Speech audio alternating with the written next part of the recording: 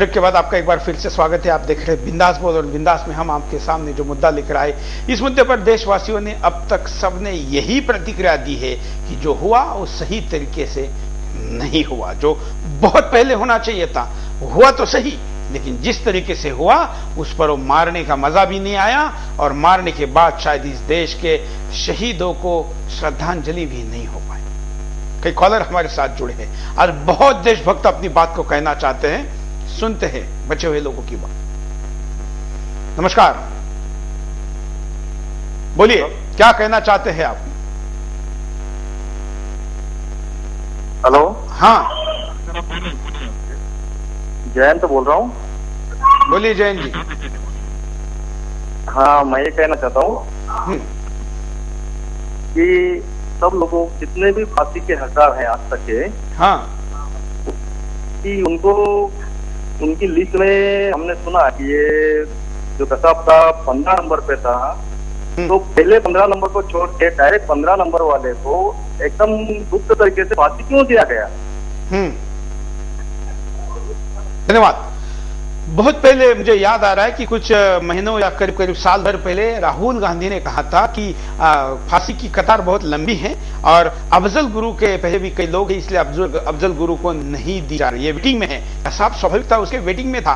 ये अच्छी बात है कि देश के बाहर से आए दुश्मन को पहले प्रायोरिटी पर सजा दी गई, लेकिन बाकी लोगों का नंबर कब आएगा इसका जवाब देना जरूरी है। राष्ट्रपति ने उन सब लोगों की फाइलें दोबारा गृह मंत्री को क्यों भेजी है? क्या इससे देरी नहीं होगी, और होने वाली देरी के लिए कौन जिम्मेवार है? अगले कॉलर। नमस्कार। नमस्कार, बोलिए। हाँ सर, मैं भोपाल से रचुरा एक बार बोल रहा हूँ। बोलिए। हाँ, ये मेरे भोपाल में आपको मालूम होगा एक इंटरनेशनल ये इज्तिमा बनाता है मुस्लिमों का। हाँ हाँ, तो इसमें अभी काजी कैंप एरिया है एक। हाँ,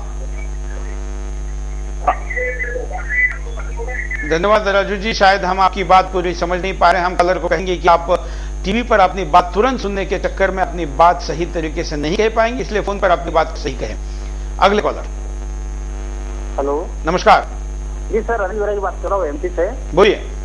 जी सर, ये जो कसाब को फांसी दी गई है, हम जैसे मान ले कसाब को फांसी दी गई है चुप तरीके से उनको, तो हम कैसे मान ले कि हमें मीडिया द्वारा मालूम पड़ा कसाब को फांसी दी गई है? यही सवाल हम उठा रहे हैं। जी सर, तो हम कैसे मान ले कसाब को फांसी दी गई है? एक तरह से मालूम पड़ना चाहिए ना सर। ये दो शब्द करना चाहता हूँ सर मैं।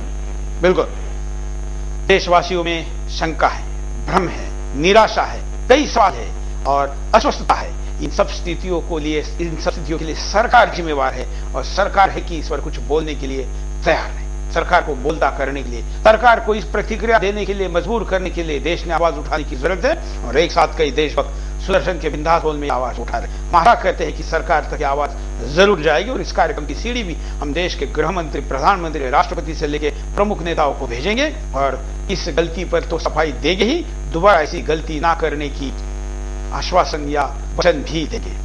कई कॉलर हमारे साथ जुड़े हैं। फेसबुक पर, सोशल नेटवर्किंग साइट पर भी कई प्रतिक्रिया आई है, और ये सारी प्रतिक्रिया सरकार के सामने सवाल और सवाल पे सवाल उठा रही है। इन एक भी सवाल का जवाब अब तक सरकार की तरफ से नहीं आया है। अगले कॉलर।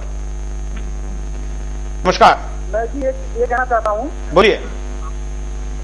ये जो कसाब को जो फांसी दी गई है, हाँ, और फांसी ना देकर ये ऐसे आतंकी को लिए उसी समय बेरहमी से ना देना चाहिए। हेलो। बिल्कुल, लेकिन ऐसा नहीं हो पाया है।